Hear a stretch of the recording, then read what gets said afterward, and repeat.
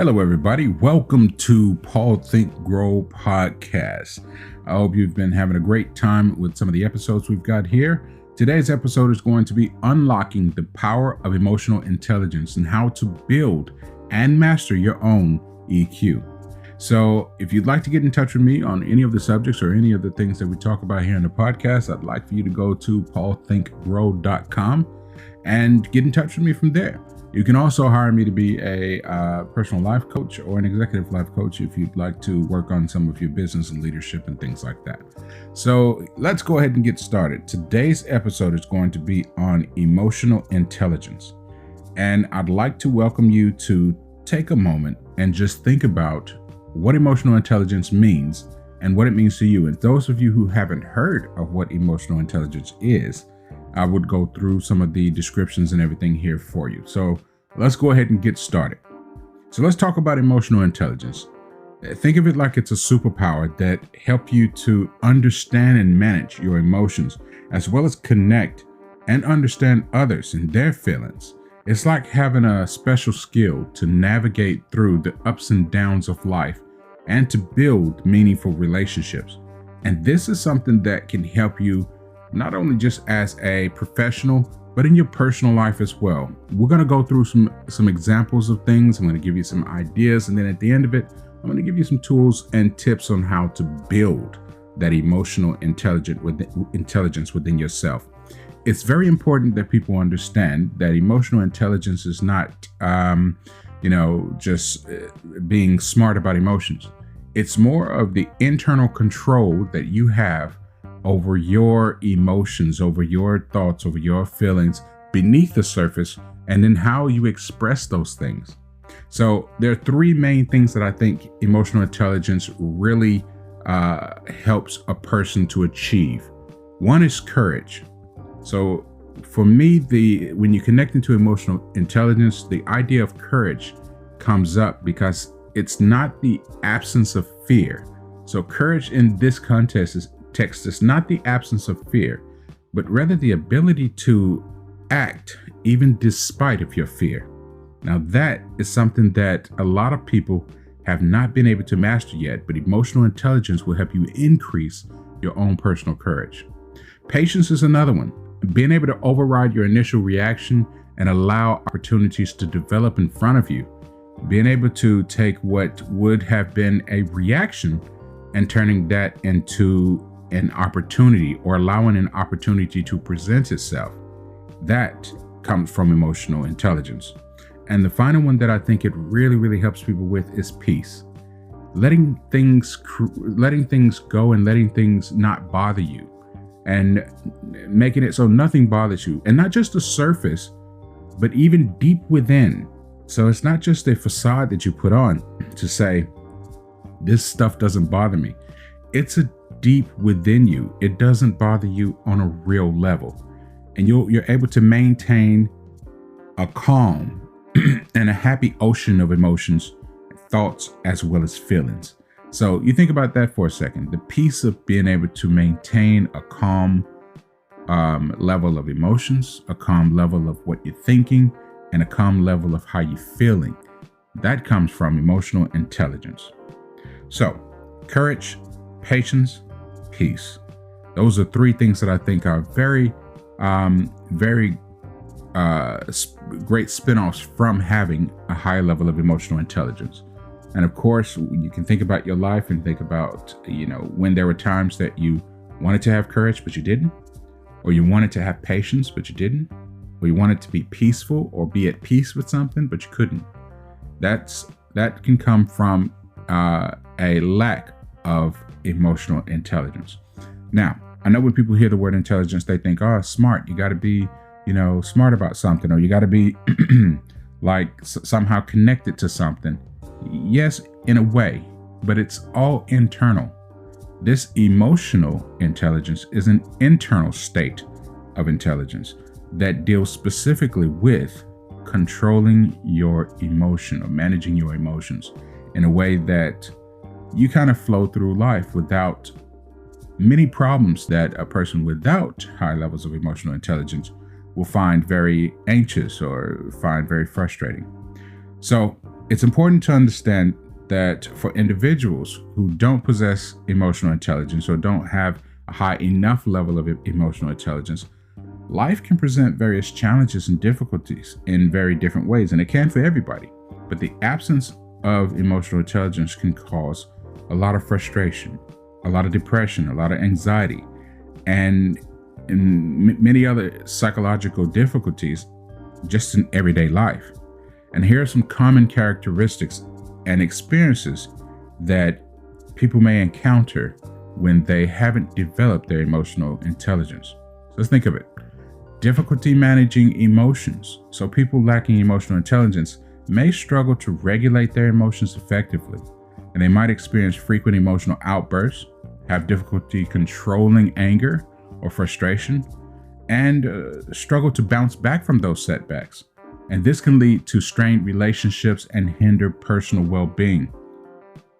Another one is poor communication and relationship problems. Without emotional intelligence, people may struggle with understanding and expressing their own emotions, as well as comprehending the feelings of others, and that's a big one. This can result in misunderstandings, ineffective communication, and difficulties in building and maintaining healthy relationships. Another one will be limiting self-awareness and self-reflection. So the absence of emotional intelligence often means that a lack of self-awareness is present. These people might have little understanding of their own emotions, their own motivations, as well as their own behaviors, making it challenging for them to grow personally and make conscious choices aligned with their own values and goals. You kind of can't do or be the person you want to be when you have limited self-awareness and self-reflection. Another one is a difficulty with empathy and understanding others. So people lacking emotional intelligence might find it challenging, or very well find it challenging, to empathize with others and understand their perspectives and their emotions. And this can lead to strained relationships, misinterpretations, and conflicts due to a lack of sensitivity to others' needs and feelings. And we've all had somebody where we kind of can see that they have no empathy or no desire to even understand others, and they just have this askewed perspective because they can't understand how somebody else feels. They find it challenging to empathize. Another big important thing to understand about emotional intelligence is decision making. So decision making challenges can come with a lack of emotional intelligence.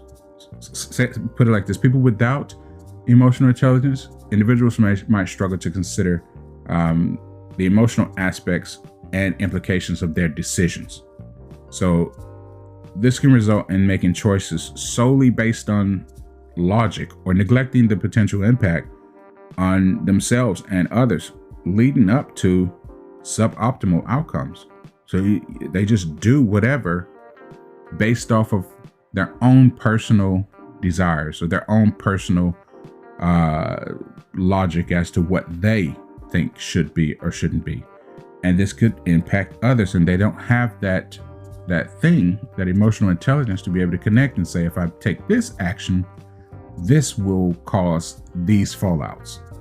Another one is ineffective leadership and teamwork. And this is to do with more so, working in a professional environment or working in a non-professional environment. As long as you're working or you are engaged in some sort of professional or semi-professional activities, the absence of emotional intelligence can hinder that person's ability to lead or even collaborate effectively, because it's a lack of understanding and empathy towards the team members, their emotions and their needs, and that can lead to poor team dynamics and reduce productivity and be difficult to inspire as well as motivate others.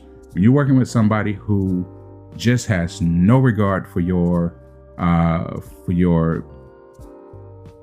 life, your thoughts, your perspectives, your understanding, no empathy towards you whatsoever, it's just all about what they want to do, well, it becomes a very hostile workplace because that person can't connect to you. And emotional intelligence is something that in a workplace, especially if you're going to be a leader or you're going to work with people, you're going to need to have emotional intelligence. Now, let's think about this again. I said that emotional intelligence is more like a superpower that helps you understand and manage your emotions, as well as connect with others and understand other people's feelings. So if you're working in an environment and you have an ineffective leader or an ineffective coworker who actually can't work with you, can't work with them because they have no ability to, collaborate with you.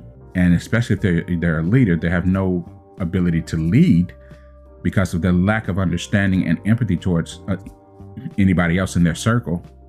It becomes a very difficult place to engage. And I think a lot of people go to jobs where their leaders, their supervisors, their managers, even the company owners and all of that have a very low empathy threshold towards their team members, their subordinates, their partners, whoever it is, So you have this real poor productivity, this real low inspiring place, this thing that doesn't motivate you to get up and go to work in the morning or get up and do something. Having a higher emotional intelligence will create a better leader, a better teamwork, a better team member. So let's look at the definitions and components of emotional intelligence. So we've gone through some of the things that are negative, like if you don't have emotional intelligence, you're going to struggle with, decision making and communicating. You're going to struggle with relationships in general, self-awareness. So you won't be able to look at yourself and go, hey, I did that wrong. Or self-reflection. Hey, I need to change this, or I need to work on this. You won't be able to regulate your behavior, your own behavior. You'll have difficulties empathizing and understanding other people, and even managing your emotions, where you would have bursts of emotions that you cannot control. Now let's talk about the definitions and the components of EQ that make up emotional intelligence. Emotional intelligence serves as several important purposes in our life. And here's some key aspects that make up why emotional intelligence is so valuable. So we're going to re-engineer what we just talked about. Self-awareness. Emotional intelligence helps us to recognize our own emotions and allow us to gain insight into our thoughts, our behaviors, and our motivations, and so on. This self-awareness enables us to make more conscious choices, understanding our strengths and our weaknesses, and to navigate through life with a clearer sense of our own identity. The next one is emotional regulation. Emotional intelligence equips us with the ability to manage and regulate our emotions effectively. That's a big thing. It allows us to handle stress, frustration, and challenging situations in a healthy and constructive manner. And by regulating your emotions, you can avoid impulsive or destructive behavior. You can maintain composure in difficult circumstances and even make rational decisions. All right. Relationships and empathy. So emotional intelligence, a high level of emotional intelligence, or building your emotional intelligence, can enhance your ability to understand and empathize with others' emotions. And like I said, that's a big one, because we don't go through life simply as ourselves and we're the only ones that exist. And that affects other people around us, the things we do, the way we understand them, whether we can connect with them, whether we can synonymize, whether we empathize, whatever it is. We need to be able to do that in order to be able to have good relationships. Everybody wants to be seen. Everybody wants to be heard. And this, having a higher level of emotional intelligence, helps us to enable ourselves to perceive others' feelings, to be able to perceive their feelings and respond with empathy and compassion. And when I say empathy and compassion, a lot of people think, oh, well, that's very airy-fairy. That's very fluffy. That's very, cloudy, isn't it? Very, rainbows and clouds and unicorns and so on and so forth. But empathizing with somebody and having compassion with somebody doesn't mean that what you do and how you act and the way you respond has to be the softest thing. It just means that you can enhance your ability to understand and empathize with these people and understand their emotions. And that's a superpower. Building and maintaining healthy relationships become easier when we can effectively communicate, when we can listen attentively and navigate conflicts and understand their sensitivity. It's kind of a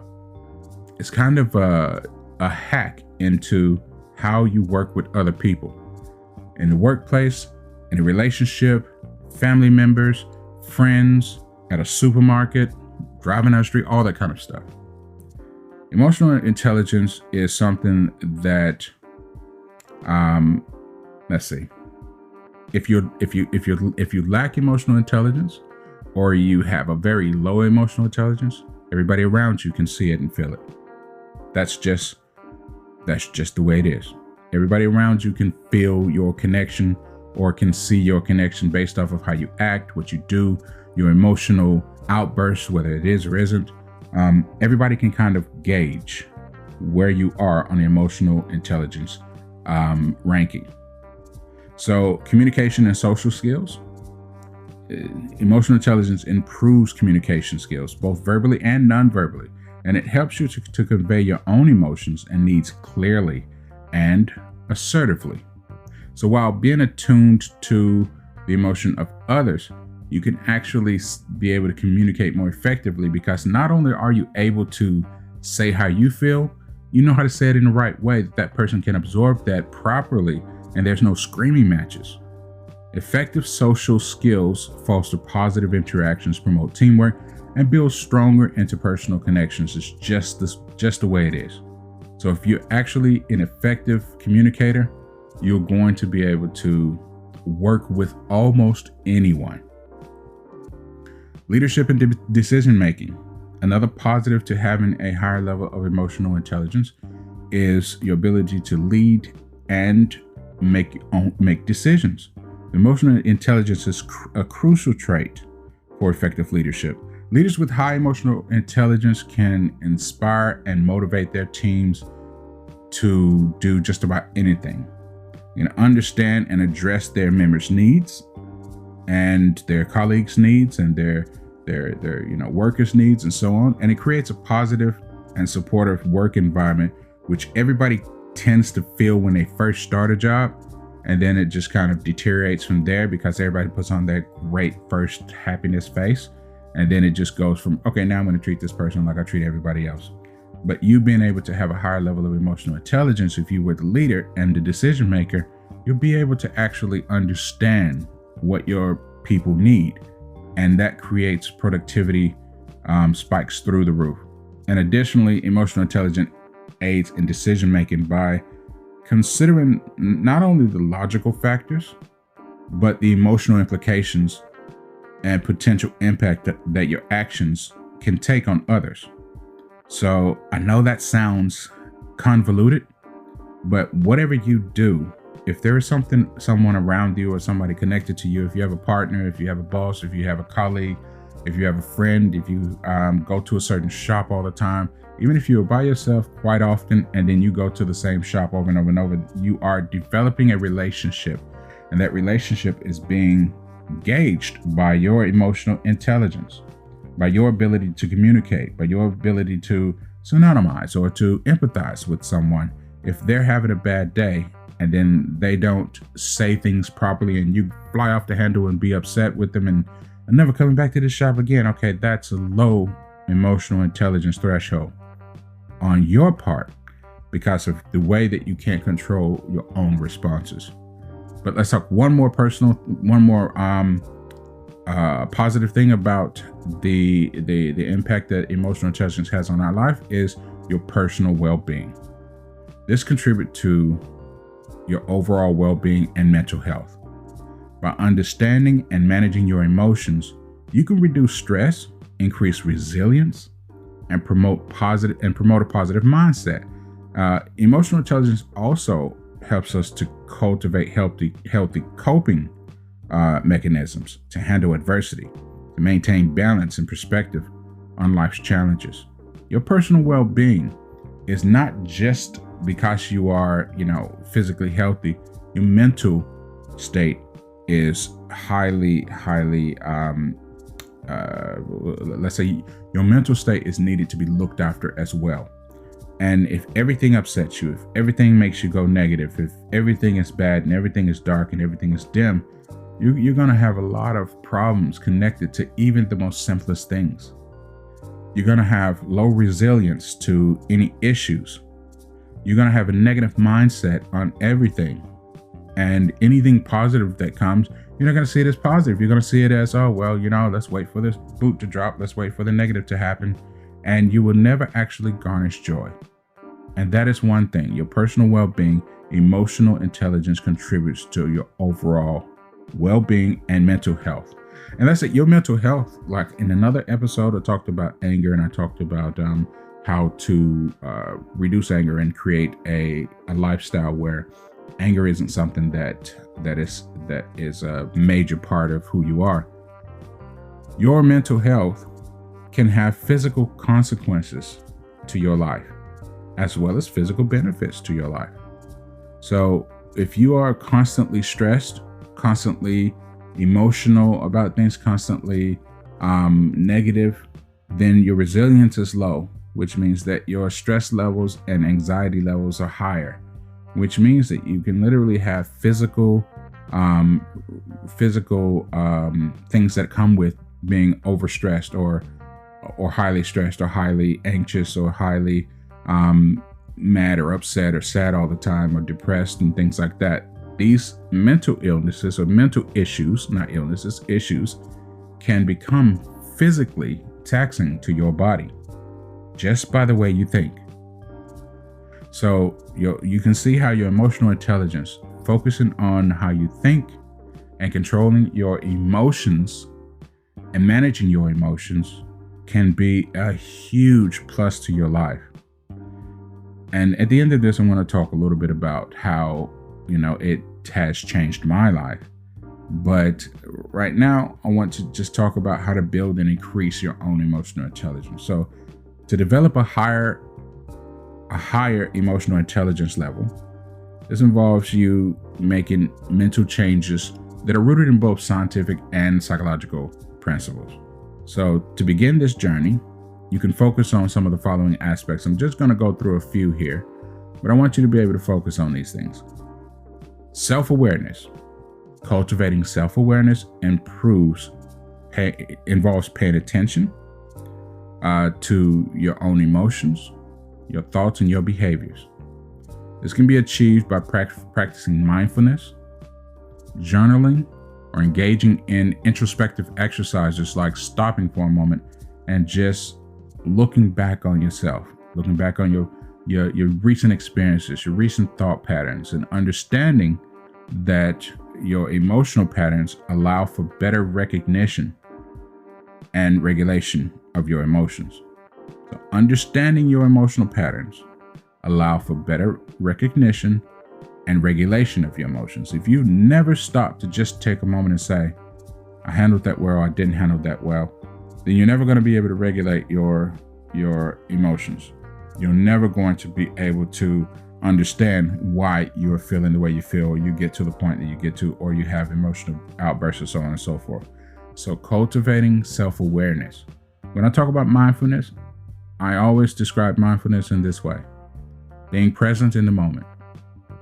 Considering that what you're doing, how you're doing it, what you're doing, why you're doing it right now, that I am here and I am taking this action, or I am feeling this way, or I am thinking these thoughts, or I am here in this situation, this presentness.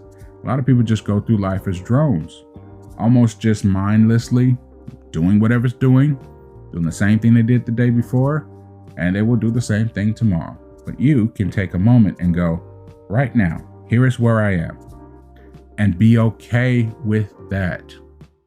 not judging, not putting yourself in a position of, oh, I've done something wrong, or oh, I'm so stupid, or oh, I did this dumb, or this or that, or even the opposite. Oh, I did so great. Oh, I did so wonderful. Not judging at all, just taking a moment to realize that you are here now in this situation with these thoughts, with this idea, with this pattern. Allowing yourself to recognize and regulate your emotions means you have to take an understanding of yourself now. Journaling, writing things down, making sure that you have some sort of thing that you can look back and go, okay, so I had a good day, I had a bad day, this and that, helps a lot of people. Not everybody is a journaler. That's fine. Journaling is just one of those things that you can do to help self-awareness and engaging in introspective exercises. Taking the time to just recap to yourself what's happening, what's going on, what's your life like, what's your emotions like, what's your feelings like. Another way to build and increase your own emotional intelligence is empathy and perspective taking. Practicing empathy and perspective taking. So empathy can be developed by actively listening to others and trying to understand their perspective without judgment. There we go again, without judgment. And this can be enhanced by practicing active imagination and perspective taking exercises, which can activate the regions of the brain that's associated with empathy and compassion. So you can literally sit down and practice active imagination and perspective taking exercises by just imagining what that other person is going through, what they're thinking, what their perspective on whatever situation is.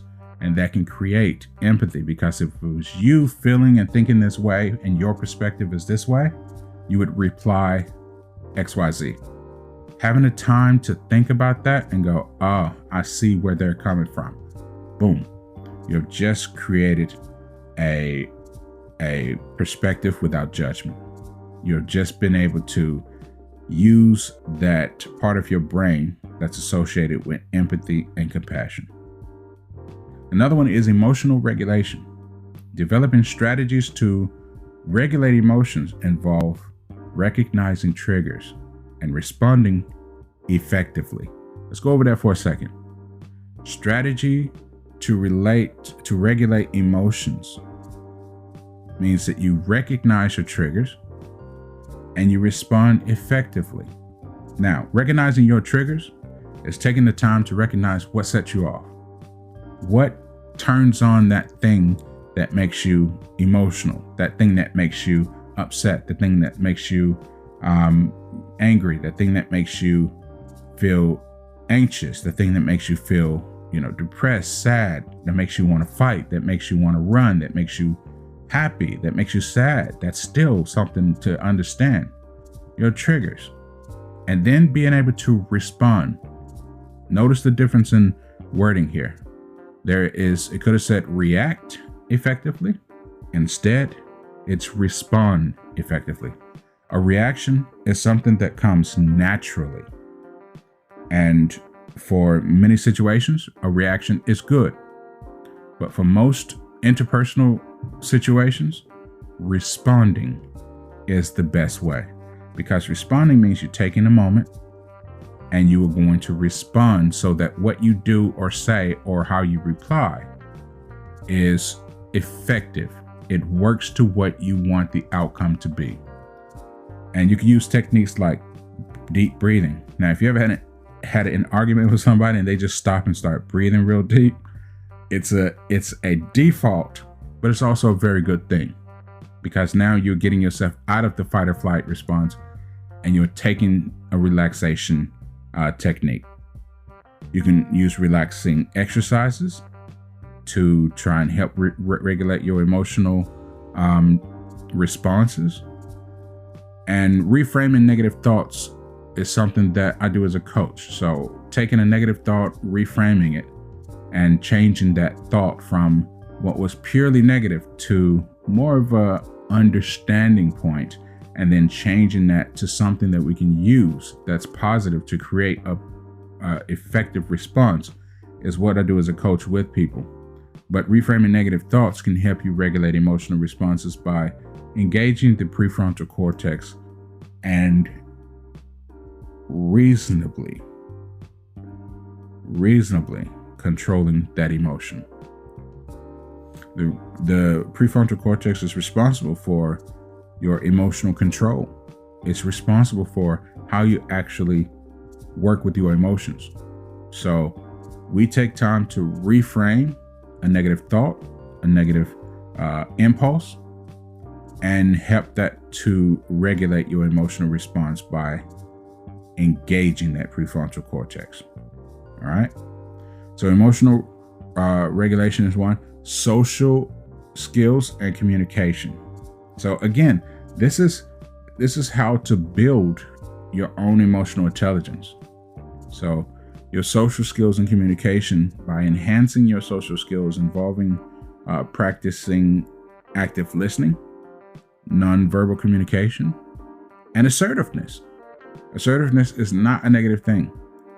It can be used negatively, but assertiveness is just what you feel, you acknowledge it, you say it, you put it out there. It is something that needs to be put out there so that the other person can empathize the same as you. It doesn't mean that you have to be angry about it. It just means that you are assertive in what you feel and you are saying it, you are placing it on the table. And this can be achieved through like role playing. Role playing seems funny because everybody, when somebody say role playing, they either think school stuff or sexual stuff, one or the other. It's like either you being a kid, you're role playing, or you are being an adult and you're doing something, in the bedroom. Role playing, we do role playing constantly throughout the day. Whenever you think of a scenario like, oh, I'm going to go to this party and I'm going to probably go straight to the bar and get a drink and then this, you're role playing in your mind. You are actually working out. If you ever had a thing where somebody said something to you and then you went home and you were like, man, I should have said such and such and such and such. That's role playing. If you ever think, ooh, if such and such come and talk to me and they say this and I'm going to be like, I must have this response. That's role playing. You are literally playing out the role in your mind. So practicing active listening and nonverbal communication and assertiveness, and this could be achieved through role playing, through socializing in diverse settings. This is crazy, but cool. Socializing in diverse settings, places where you wouldn't normally socialize, and then seeking feedback to improve interpersonal interactions. It doesn't have to be with the person you have a disagreement with or anything like that. It could just be with talking to a friend. How do you think it went when I had this conversation with such? How do you think it went? Or what do you think I should have done? Or that's seeking feedback. And these create an idea of you are trying to enhance your social skills, which enhance your emotional intelligence. Being able to enhance your social skills and being able to communicate more effectively enhances your emotional intelligence. Cognitive flexibility is another thing to help build and increase your own emotional intelligence. So cognitive flexibility is developing cognitive flexibility. This allows you to open your mind. So this can be done through exposure to new experiences, engaging in critical thinking, and challenging cognitive biases. So that's just being flexible with the way you think. Opening your mind to something that let me get more information about this, that I basically kind of have my view on it, but let me hear the other side. That's opening your mindfulness, open-mindedness. That is something that's very, in today's age, it is very difficult for a person to have cognitive flexibility because we have so much social media and so many people telling you what they think until it's hard for you to think for yourself because you've developed a track. You created a train track of how to think based off of this other person's view or this news channel's view or your friends' views on certain things. And if you have any inclination that maybe I should look for myself, maybe I should see what's out there and hear the other side, That's cognitive flexibility. And the final one to actually help you develop your emotional intelligence or increase your emotional intelligence if you have low emotional intelligence is neuroplasticity. Now, I like that word. I don't like saying it because I always want to say neuroplasticity, but it's neuroplasticity. Engaging in activities that promote neuroplasticity, such as learning new skills, engaging in cognitive exercises, and maintaining a healthy lifestyle can strengthen the neural connections and facilitate emotional intelligent development. So let me say that again. Engaging in activities that promote neuroplasticity, like learning new skills, engaging in cognitive exercises, and maintaining a healthy lifestyle. These things can strengthen your neural connections and facilitate a more robust emotional intelligence in yourself. So, learning a new skill, engaging in cognitive exercises, what's that? That's taking the time to think, taking the time to concentrate on something that takes a bit of mental exercise, that takes a bit of mental resource. Now, you can always you don't have to stay in that position forever. You could just take a moment and watch something, read something, listen to something that causes you to think a little more. It causes you to think outside of what your normal bounds, and try and understand that. Try and understand the principles of it, what they're talking about. Even if you disagree, sometimes taking a moment to just try and understand is engaging in cognitive exercise and maintaining a healthy lifestyle. Now, I've known this for a long time. I am guilty of this myself, but your gut biome, the things that you eat, have a profound effect on the way you think. When you eat certain things, you actually change the gut biome within your stomach. That kind of influences your moods, your ability to focus, all these sort of things. So, maintaining a healthy lifestyle can help strengthen your neural connections and facilitate emotional intelligence development. Now, that's pretty much what I wanted to go through, but I want to just do a little recap real quick, because there's one little thing that I did miss earlier before putting it into this outline, and it was the travel aspect. And then we talked a little bit about the cognitive flexibility and doing new things and creating new sort of experiences, and even seeking out new diverse settings and things like that, the social skills and everything. One of the things that I have missed putting in here is traveling, going places. Even if you don't do a lot of traveling outside of your city, or if you don't travel outside of your immediate neighborhood or anything, finding a different building that's like, oh, I didn't know you sold stuff here, I'm gonna go into this shop. That actually helps to increase new exposure to that gives you new exposure to new cultures and experiences. That breaks the routine and embrace a bit of uncertainty, which again is cognitive flexibility and creates more neuroplasticity. See, told you. Cultural competence and communication skills. So interacting with people from different backgrounds while traveling enhances interpersonal skills and communication abilities, and so on and so forth. Self-reflection and personal growth. We talked about that. That's one of the things, but that's what helps people when they do traveling. Traveling often involves introspection, as individuals are exposed to new experiences and challenges.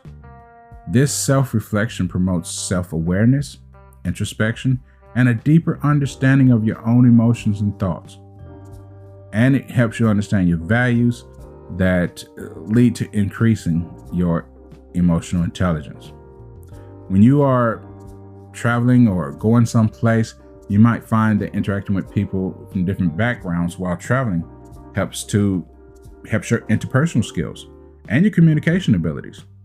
And people learn to navigate language barriers and practice active listening and nonverbal cues and things like that. It creates social awareness, which develops empathy and effective communication, all of which are essential components to what? Emotional intelligence. So there are some things that you might need to look at: breaking routine and embracing uncertainty. We talked about that a little bit, but engaging in activities that are outside of your comfort zone, whether that be traveling to a new place or just something unfamiliar. This disrupts the routine and introduces a level of unpredictability. And this helps you to develop an adaptively resilient and stronger management of your emotions. Now, managing things that are uncertain, you have to have a little bit of awareness about yourself. So navigating unfamiliar environments and situations requires emotional regulations and problem solving and flexibility, all of which contribute to, yes, you guessed it, emotional intelligence. So the idea of breaking your routine and embracing uncertainty, doing something a little bit different, seeing new cultures, new experiences, new people. If there's a shop that opens up down the street and you go, I don't want to go to that shop because it's owned by this group of people or this type of person or this and that, you are blocking yourself off from the ability to create a very, very, very, very powerful and build a very, very powerful mechanism within yourself. So traveling can help you. And that was the bonus little thing I wanted to add in there, was making sure that you understand that traveling is something. Going and engaging in something new can provide opportunities for personal growth that you wouldn't even think of.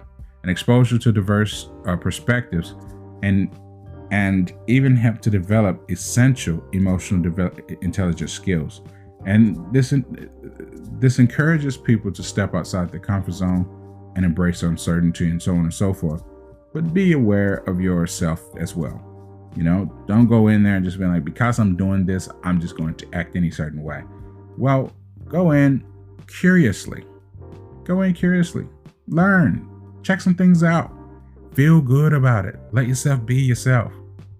Now, myself personally, one of the reasons why I believe in emotional intelligence and the active building and increasing of emotional intelligence is because it doesn't matter where I am. It doesn't matter who I'm with. I want to be able to understand the situation I'm in. I want to be able to understand the person I'm talking to. I want to be able to understand the environment. I want to be able to understand what's going on around me. And so when I need to interact or I need to say something or do something or take an action or whatever, I have a very good view or a very good starting point. Does it make everything perfect? Nothing can make everything perfect. But what I can do is have a connection to people when I talk to them, when I work with them, when we work together. If you called me to work with you as a life coach, I'll be able to connect with you in a way that I can understand your perspective and we can work through whatever situations and find solutions and so on and so forth. I have very low frustration, depression, anxiety when it comes to, working with new people, when it comes to life in general, because for me, I gain my peace, not just on the surface, but deep within me. I gain my peace and I maintain my calm because I have emotional intelligence. I control my emotions a lot better than I did, let's say, 10 years ago, 20 years ago, because I work on it. I have the courage to actually say to myself, look, that wasn't a great response. Let me figure out, how did I get to that point? How did I get to this point? And now you would be hard pressed to find me arguing with someone or having dislike for someone. Because for me, none of that matters to me personally, because I can choose with my own emotional intelligence. I can choose whether I feel upset or not. And I don't like feeling upset, so I generally choose not to. And don't get me wrong, that does not mean that I do not have the ability to be upset. Does that mean that I do not have the ability to be angry or any other emotion or take any other action that I need to. For anyone who knows me, they know there is a very beautiful calm, but we don't press buttons. We don't poke bears and things like that. You get what I'm saying? But the idea is I have this peace, and it comes from me understanding my own emotions and maintaining my calm, because I now understand my emotions and I understand how to turn things on and off. So if something does upset me, I have a moment where I go, what benefit would I get by being super upset at this? What benefit would I get by having a negative reaction or having a negative response? So despite all the other stuff, I control how I feel. And that, to me, building your emotional intelligence is a superpower. Well, that's the end of this one. So thank you guys for listening, and I hope you got something out of it, because I really enjoyed talking about this. It was more difficult to put this one together than I actually imagined it would be. However, I'm very, very glad that I did. So thank you guys once again for listening. I'm Paul Think Grow. I'm Paul Davis. Find me on paulthinkgrow.com if you'd like to get in touch with me. See you next time.